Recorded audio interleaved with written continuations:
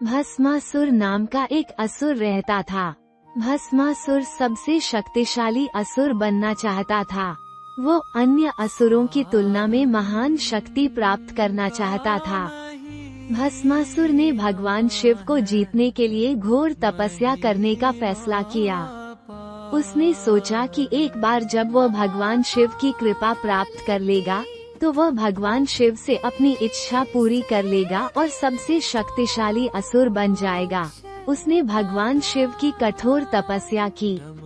वर्षों की तपस्या से प्रसन्न होकर भगवान शिव उसके सामने प्रकट हुए और उससे वरदान मांगने को कहा। भस्मासुर ने ऐसा वर मांगा कि वो जिस किसी के सिर पर अपना हाथ रखे वो तुरंत भस्म हो जाए। भोलेनाथ ने अपनी उदारता के कारण उसे यह वरदान दे दिया।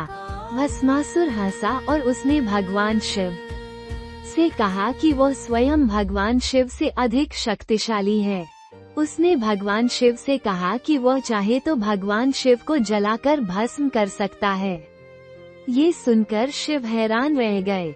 भस्मासुर ने भगवान शिव से कहा कि वो उस पर अपनी शक्ति का परीक्षण करना चाहता है।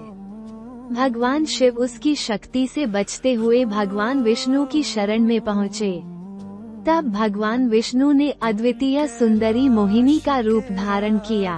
मोहिनी ने भस्मासुर को अपने सौंदर्य और नृत्य से मोहित कर लिया तथा कहा कि यदि वो उसके प्रत्येक नृत्य भाव की नकल कर सके तभी वो उससे विवाह करेगी।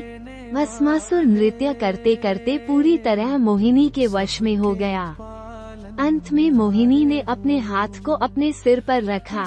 बिना सोचे समझे भस्मासुर ने भी वही मुद्रा दोहरा दी। जैसे ही उसका हाथ उसके अपने सिर पर पहुंचा, भगवान शिव से प्राप्त वरदान उसी पर लागू हो गया और वह तत्काल भस्म होकर नष्ट हो गया। इस प्रकार भगवान विष्णु ने अपनी बुद्धिमत्ता से संसार को भस्मासुर के आतंक से मुक्त कराया। भगवान शिव ने भगवान विष्णु को उनकी मदद करने और भस्मासुर से बचाने के लिए धन्यवाद दिया। कथा से मिलने वाली शिक्षाएं अहंकार और शक्ति का दुरुपयोग अंततः स्वयं के विनाश का कारण बनता है। बिना विवेक के प्राप्त शक्ति समाज और स्वयं दोनों के लिए हानिकारक होती है। बुद्धि और धैर्य से सबसे बड़ी समस्या का भी समाधान किया जा सकता है। भगवान शिव करुणामय हैं, परंतु वरदान का सदुपयोग करना प्रत्येक व्यक्ति का कर्तव्य है।